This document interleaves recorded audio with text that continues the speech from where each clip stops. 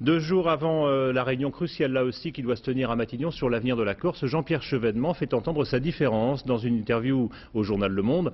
Le ministre de l'Intérieur en appelle à Lionel Jospin, son ami. Il sait, dit-il, jusqu'où je ne peux pas aller. Alors il est temps de recadrer les choses, faisant référence notamment au fameux pouvoir législatif que les élus corses veulent se voir déléguer. Carole Comon et Pascal Caron. C'est une vieille habitude, Jean-Pierre Chevènement ne mâche pas ses mots. Cette fois, c'est dans une interview au journal Le Monde que le ministre de l'Intérieur a décidé de s'exprimer haut et fort sur le dossier corse.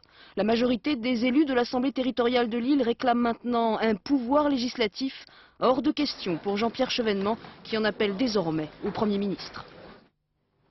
Je crois qu'il est très facile de reprendre en compte toutes les exigences des nationalistes. Mais je pense que l'exercice ne consiste pas à offrir la Corse sur un plateau aux nationalistes.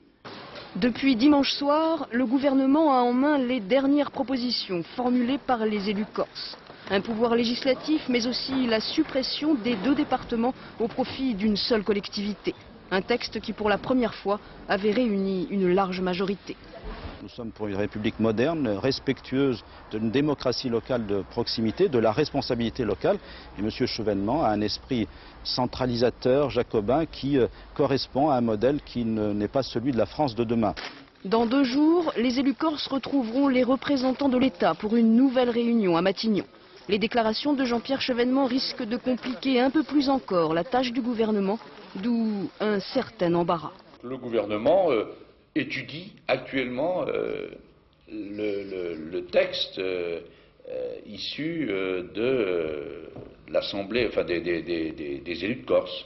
Et donc la réunion du 20 juillet sera une nouvelle étape dans le processus de discussion.